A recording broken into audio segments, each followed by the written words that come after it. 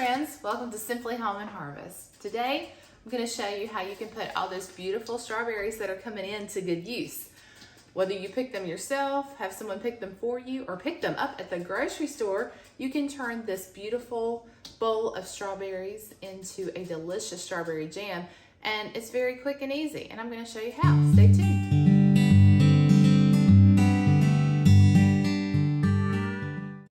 Now for the recipe we're using today, you're only going to need about 5 cups of strawberries. So this is going to be way too many, but you can double your recipe, you can save some and make a cake. You can make cobbler, is a very good thing to make with your strawberries.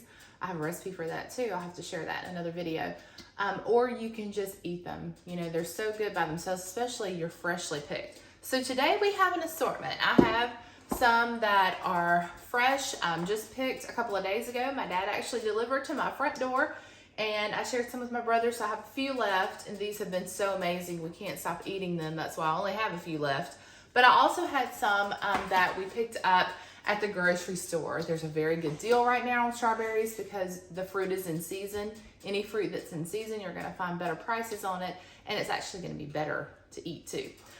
So we've got a lot of strawberries. We probably will save some for another time. If you have strawberries that you can't use right away, you can freeze them and then you can thaw them out and use them in this recipe as well later on.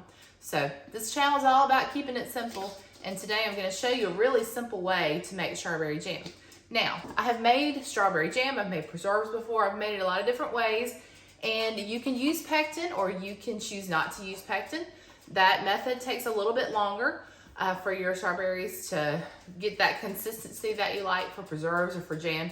But today we're gonna take a shortcut and we're gonna use a pectin. You can pick this up at your grocery store, you can pick it up, you know, just about anywhere.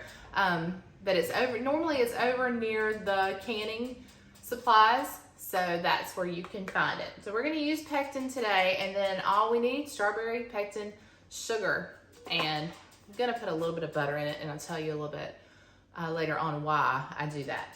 That's all we're gonna need today. Of course, if you want to can this, and you're probably gonna want to, because it's gonna be, you're gonna get quite a bit. You start out with 8 cups of strawberries, and then it probably processes down to about 5 cups of crushed strawberries. So I'm guessing, we'll see, I'm thinking we're probably gonna get 5 or 6 of our half-pint jars. So you'll definitely wanna have some canning jars, and I'm gonna show you how to can these. It's not as hard as you think. I've had lots of friends and people say, I could never can. I'd love to learn how to can, but I just don't think I can. But you can. So I'm gonna show you today how simple it can be.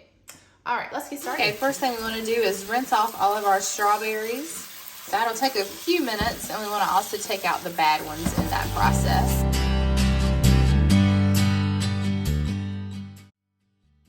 Okay, the next thing I'm gonna do is go ahead and measure out 8 cups of strawberry. This is an 8-cup bowl. And I'm just going to go ahead and fill this up, I think, first. And just see before I start cutting the stems off, just so I don't cut too many up. You see that right there? Just that one bowl almost gave us 8 cups. So you really probably don't need as much fruit as you think when you see these recipes that say they call for 8 cups of fruit. You think, oh wow, that's a lot. But then when you start adding everything, start putting them in the bowl, you realize that it's not as much as you think. And go ahead and just really overfill this bowl because I've got the strawberries to do it, and they will cook down. And I'll be so happy that I filled this up really full. All right, that's 8 cups. I'm gonna go ahead and put that back in the bowl.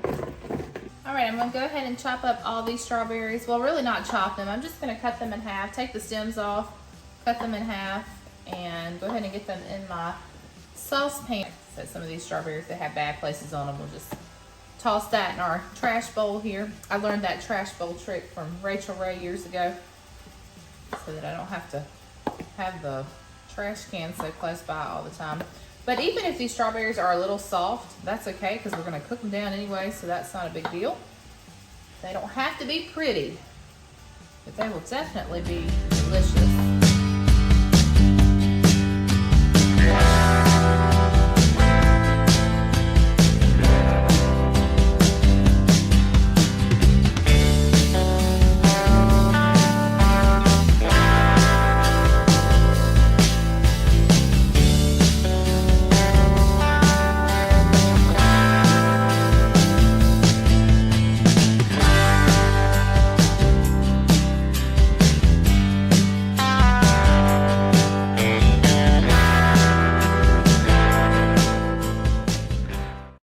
so we're gonna go ahead and mash up the strawberries the best we can. I'm gonna use this masher from Pampered Chef, and it has a name. I cannot think of what the name is, but you can use it for ground beef, and I just find it so helpful anytime I need to break anything up. So we're just gonna mash these strawberries up. I'm sure there are many other ways to do this. You could probably put them in your food processor for just a couple of minutes, or maybe not even that long, maybe just a few seconds. That's probably more like it, a few seconds. A couple of minutes and they would be pureed, and you wouldn't want them to be pureed. So probably just a couple of seconds in a food processor, or you can just take a few minutes to do this. I think once it gets on the heat, it'll be a lot easier to do this as it's cooking down. So I think that's what we'll do. We'll break it up the best we can right now, and then once we get it on the heat, we will be able to do this a little bit better. Okay, so I have my strawberries over a medium heat. I'm gonna get those going. You can see they're already starting to heat up. We're gonna add our pectin to that, and then eventually we'll add sugar. It calls for 7 cups of sugar, and I know that sounds like a lot, and I'm very tempted to reduce that amount because I feel like the strawberries are already naturally sweet. However, I read in big, bold, capital letters on the pectin directions that you cannot reduce the amount of sugar because the jam may not set if you do.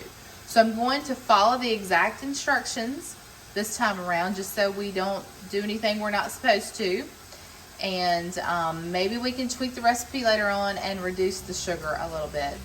Okay, so you can see this is already starting to bubble, and we're gonna get those mashed. It's a little bit easier to mash them now that they're heating up, which they're gonna cook down anyway. I guess it just depends if you like the larger chunks in your jam. You know, I'm kind of indifferent on that. I really don't care either way. My kids' preference, they like to be able to really smooth it on the bread, and they love to have strawberry jam with peanut butter and do peanut butter and strawberry jam sandwiches. So they probably want it to be a little bit smoother. So I'll try to smash that down a little bit more. Okay, we're gonna go ahead and stir in our pectin. This is what I'm using today. It's the SURE-JELL fruit pectin. I'm sure there are other brands. That's the one I'm using. Go ahead and get that in there. Okay, so I'm gonna add give or take about ½ teaspoon of butter to this. And what the butter does is it helps to reduce the foaming. Now you see how it's foaming up on the sides there? It's gonna help to reduce this. Okay, we're gonna go ahead and measure out our 7 cups of sugar.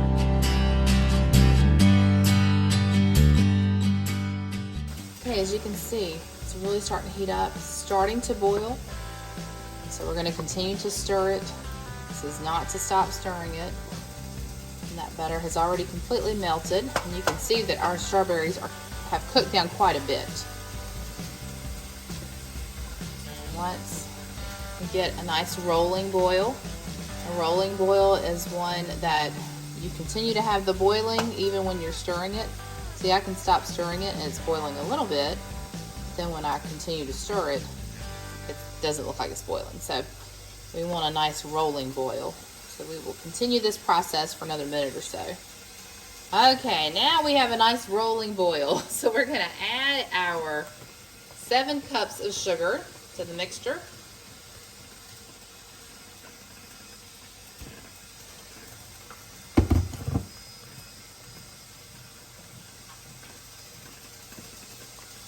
Continue to stir that. Okay, so at this time, turn the heat up a bit. We've already added our sugar. We're going to get this back to a rolling boil, and then once it comes to that rolling boil, we are going to boil this for exactly 1 minute, stirring constantly.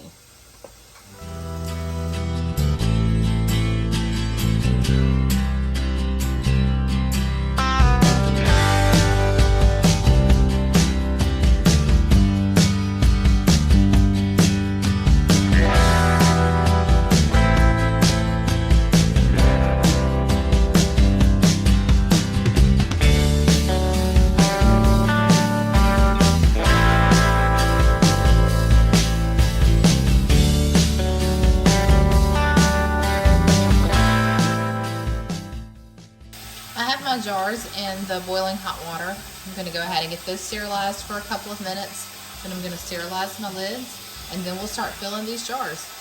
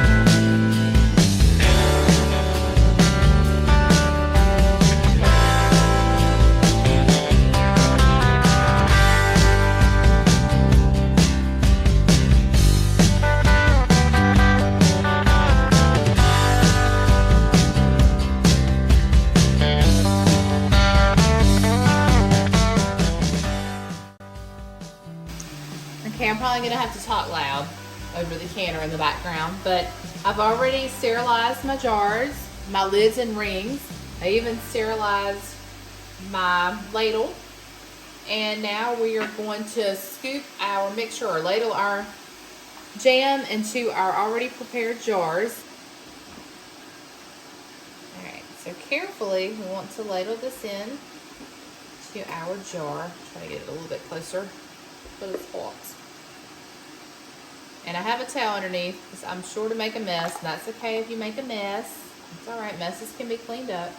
I'm seeing already that this is probably going to be more than 6 half-pint jars, but we'll start there. Okay, so I just want to show you, and this jar is really hot, so get something to pick this up with. Plus, I'm trying not to touch the top of the jar since they've already been sterilized, but I just want to show you that you want to leave a little bit of space between your jam and the top of the jar. So that is about right. You want maybe a little bit below that line.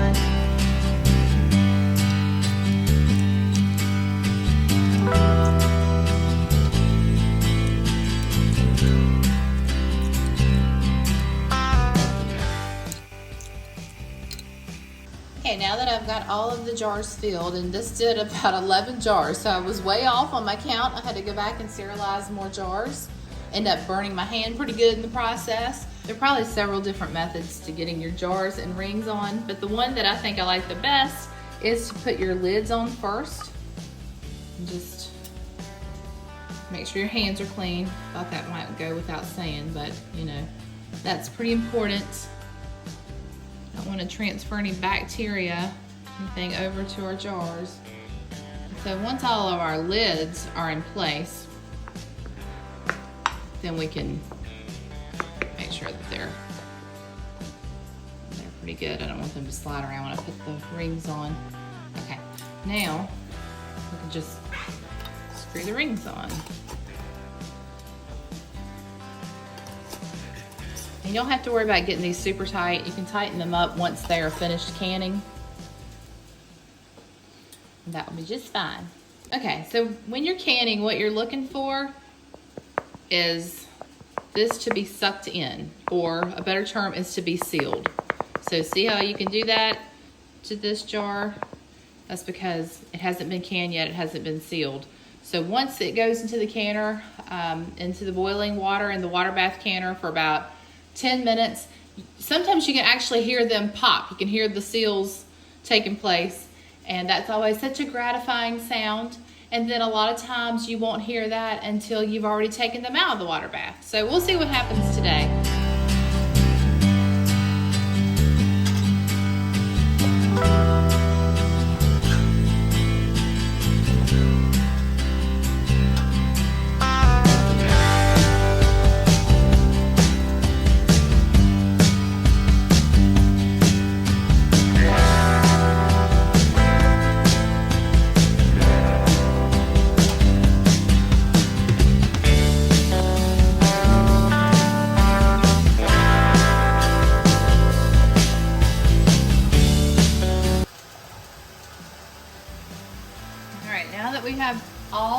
11 jars. They fit perfectly into our canner. We've got them on this rack that we're going to lower down into the water. I have on these gloves because this water is very hot, but we're going to let this boil for 10 minutes and then they should be done. Okay, it's been 10 minutes, so we're gonna go ahead and lift our rack out of the water very carefully as not to burn ourselves. Oh, you hear that pop? So we probably hear a few more of those pops. Oh, there's another one. This is so fun. They're gonna sit here, oh, and another. They're gonna cool right here for about 5 to 10 minutes, and I'll listen to the beautiful sound of sealing jar lids. Makes my day. Okay, it's time to lift these out and get them onto a towel to dry. And you want to be very careful when you do this because they are still very hot. I have this tool that I got, once again, over in the canning section, I think at Walmart. And it has a little rubber grip on the end of it, so it enables you to grab hold of the can and lift it, or the jar rather, and lift it right out.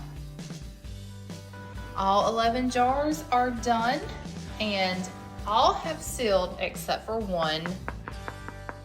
You hear that very annoying sound. As much as I like the dings of the sealing jars, I despise this sound after the sealing process. So sometimes it will go ahead and seal as the jar cools. Other times that becomes the jar of strawberry jam that we enjoy for the week. So we'll just have to wait and see what happens. We have some friends coming over for dinner, so I may just get to bless them with a jar of jam early. But like I said, these are gonna hang out right here, and I'm gonna wrap them up in this towel, and they're gonna just stay put for about 24 hours. I also have the 8 cups left over, and I'm probably going to make a strawberry cobbler for our friends that are coming over tonight. And then we have this little sample ramekin of the strawberry jam, and you can see this is cooling off. You can see the gel consistency. So it's already beginning to set. Thanks so much for watching. I hope you found that video helpful, and I'll have the recipe for the jam linked down below. Ooh, another pop. Wanna try it? Yeah. Give me your honest opinion.